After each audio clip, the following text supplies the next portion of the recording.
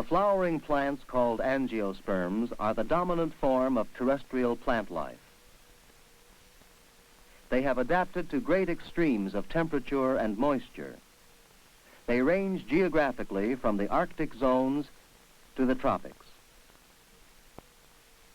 Angiosperms include many different kinds of plants, such as grasses, shrubs, vegetables, trees, and cultivated floral plants. Why do botanists classify such varied plants under the general heading angiosperms? It is because all plants in this group reproduce in a similar fashion. They all bear flowers which contain reproductive organs, and they all develop seeds within an ovary or fruit. The word angiosperm means enclosed seed. Later we shall examine the fruit and its seeds, but first let us look to the flower, whose parts have evolved over a period of millions of years from the leaves of the plant. In effect, the parts of a flower are specialized leaves. The green sepals of a petunia protect and help support the other parts of the flower. All of the sepals considered together are called the calyx. The calyx opens to reveal colorful petals known collectively as the corolla or crown. In some flowers, the petals are not fused to form a tube as in the petunia. Within the corolla are a number of male reproductive organs called stamens. A stamen is composed of a filament supporting an anther. The anther produces within itself the male gametophyte known as pollen. Here you can see pollen being rubbed from the anthers of a flower. The stamens surround the female reproductive organ called the pistil. The pistil is composed of three parts: its broad top or stigma, its supporting style, and its thickened lower portion, which is called the ovary. The ovary will ultimately develop into a fruit. Most plants contain both male and female reproductive organs within the same flower. Such a flower is called a perfect flower. If either the stamens or the pistil were missing, the flower would be called imperfect. The corn plant has imperfect flowers. One type of flower contains only stamens and is called a staminate flower. The other kind of corn flowers are the pistillate flowers. Their ovaries are contained within the husk, and only the style and stigma, which we call the silk, are shown. Both kinds of imperfect flowers grow on the same plant. Some plants, such as the willow tree, bear only staminate flowers on one tree. Each flower contains stamens but no pistil, while on another tree there are only pistillate flowers, each flower having a pistil but no stamens.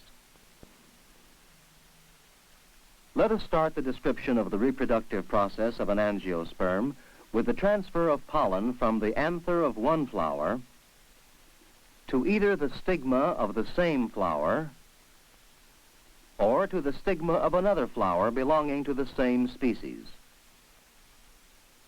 This is called pollination. When pollen is transferred from the anther to the stigma of the same flower, the process is called self-pollination. But in the flowers of some species, the pistil is taller than the surrounding stamens and offers little opportunity for its own pollen to fall on its own stigma. In some flowers, the pistil and stamens mature at different times, and therefore self-pollination cannot occur. Such flowers can reproduce only by cross-pollination, a process by which pollen is transferred to the pistil from the stamens of another flower of the same species. Imperfect flowers, such as the willow, must also be cross-pollinated, since their male and female reproductive organs are isolated in separate flowers. Pollination is primarily dependent upon either of two factors, insects or the wind. Insects travel from flower to flower in search of nectar. The bee's body picks up pollen grains as it brushes against the anthers in a flower. When the bee alights on another flower, the pollen adhering to its body rubs off onto the stigma of that flower. Flowers that depend primarily upon insects for cross-pollination often have colorful petals. The brilliant colors are of adaptive value to the plants since the colors help attract insects.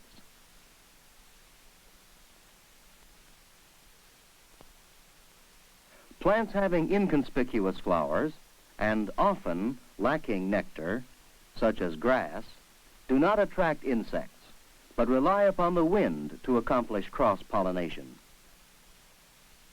The flowers form in clusters near the ends of the stems, where the pollen may be easily blown free by the wind. The wind blows billions upon billions of pollen grains from thousands of kinds of plants. Under the microscope, we can see the varied shapes and sizes of pollen. The stigma of any particular flower will pick up by chance pollen originating from many different kinds of plants, brought by the wind or by insects. Most of the pollen grains will find the environment of the stigma unsuitable for further development. But pollen originating from the same plant or from another plant of the same species will find a favorable environment for further growth. Inside a pea pollen grain are two cells, the tube cell and the generative cell. Before or during the growth of the pollen tube, the generative cell nucleus divides and forms two sperms. The two sperm nuclei and the tube nucleus move into the pollen tube. The pollen tube grows down the style of the pea towards the ovary. Other pollen tubes may also begin to grow. This sectional view of the ovary shows it contains a number of ovules attached to and receiving nutriments from the plant body through the ovule stalks. This close view permits a detailed study of the ovule. The ovule has a tiny pore, the micropyle, through which a pollen tube will eventually enter. Inside the ovule lies the embryo sac, or female gametophyte. Inside the mature embryo sac are a number of cells. 1, 2, 3 cells are at one end of the embryo sac, and 3 more are at the pore end. The 7th cell separates the two groups and contains 2 nuclei.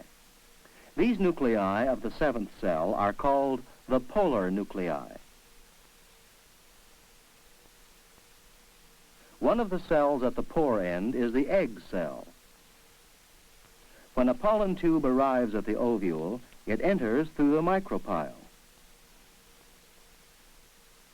The 2 sperms are then discharged into the embryo sac. 1 sperm unites with 2 polar nuclei.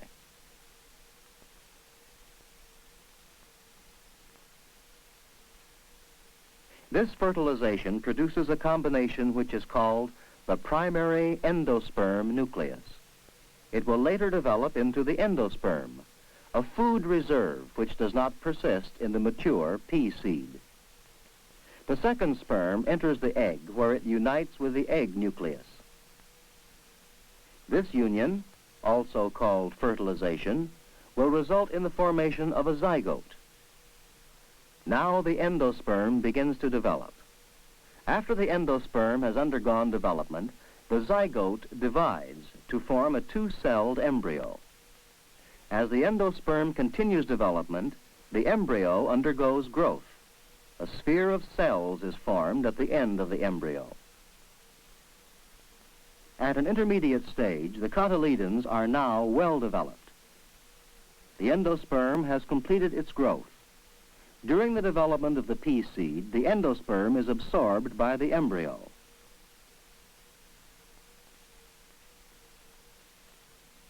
In the remaining ovules, fertilization also occurs. Here you can see progressive stages of growth of a pea pod from flower to fruit.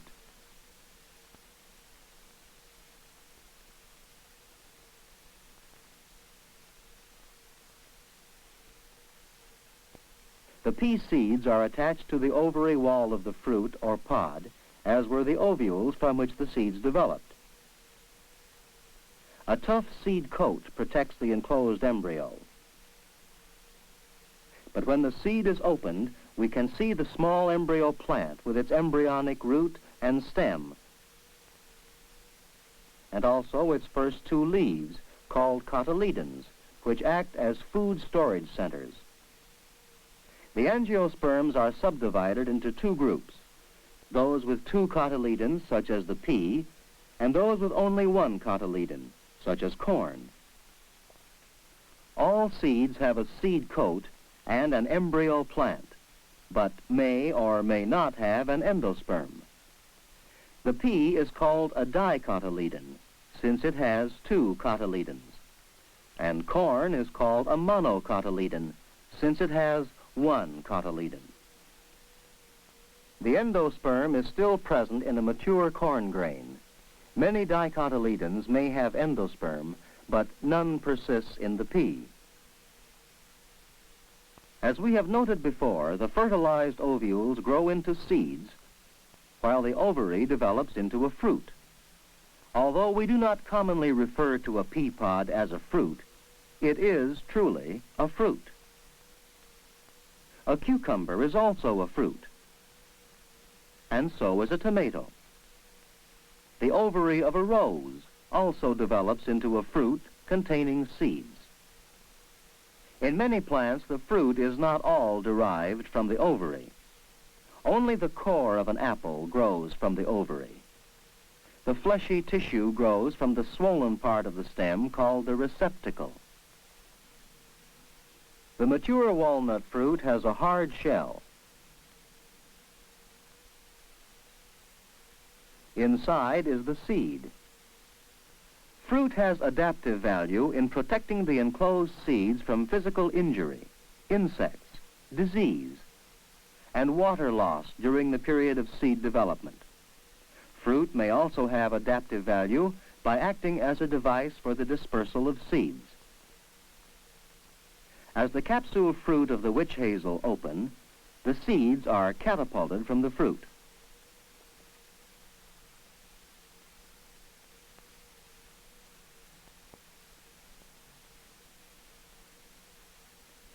Some fruits have spines that may catch on the fur of a passing animal and thereby disperse the fruit along with its enclosed seeds. While eating fruit, a bird may swallow a seed. Later, the undigested seed will pass out of the bird's body and be dispersed far from the original plant.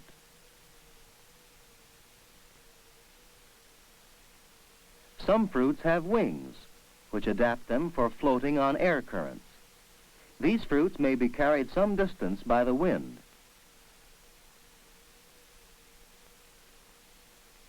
Round fruit, such as the acorn, may roll down a hill and be dispersed. We have seen examples of dispersal by fruit, but quite often the fruit itself remains on the plant and only the seeds are dispersed.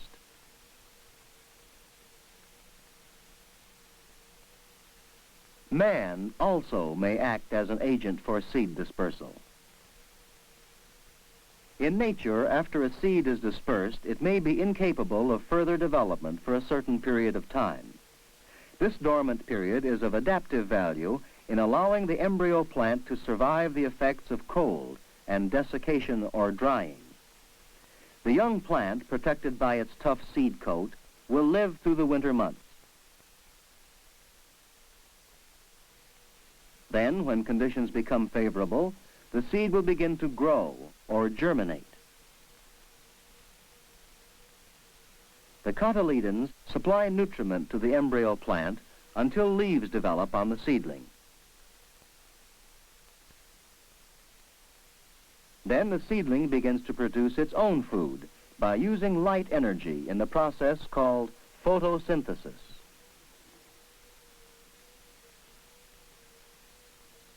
In time, the seedling grows into an adult plant, and flowers develop capable of producing fruit and seeds. But flowers will grow only when certain environmental conditions are met. Conditions of light are of great importance. Many plants are affected by the relative periods of light and darkness in a day called photoperiodism. This light-sensitive meter records these periods. An illustration of photoperiodism can be seen in these tobacco plants, which grow only vegetatively during the long days and short nights of spring. But the shorter days and longer nights of autumn induce the plant to flower. This type of plant is called a short day plant. Other plants, such as spinach, require long days and short nights before flowering. Such a plant is called a long day plant. Another factor which influences flower formation is temperature.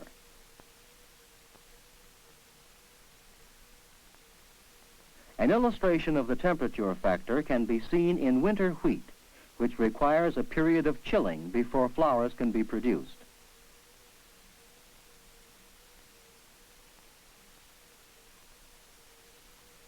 A banana tree requires the continual warmth of the tropics to induce flower formation. How the factors of light and temperature operate is still unknown. One theory suggests that the proper light and temperature conditions act to trigger within the plant the synthesis of a flower-producing hormone. This hormone is termed florigen. Another hormone called auxin, which is responsible for plant growth, has also been identified. By applying auxin to the stigma of a flower, botanists have been able to grow fruit without pollination. Similarly, auxin in a pollen grain acts to initiate the growth of the ovary into a fruit.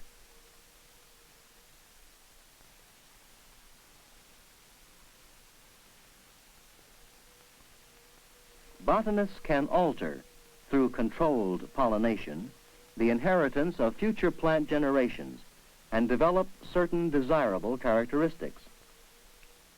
Here, pollination is being carried out by hand. The plants are then protected from further pollination.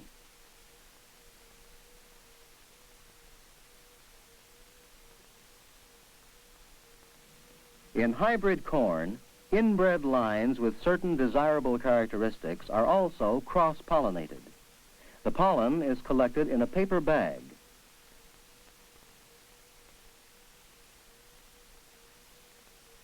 This pollen from one line is then applied to the pistillate flowers of another to complete the controlled pollination.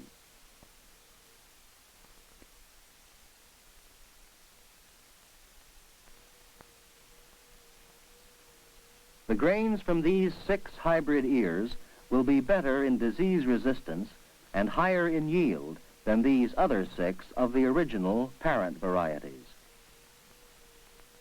The angiosperms, both wild and cultivated, are of great importance to mankind. We use them in our furniture, our textiles,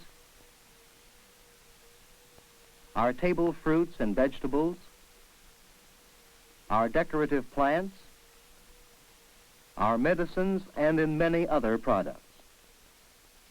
Most important of all, civilization itself depends upon grasses such as corn, barley, oats, rice, and wheat to feed the peoples of the earth.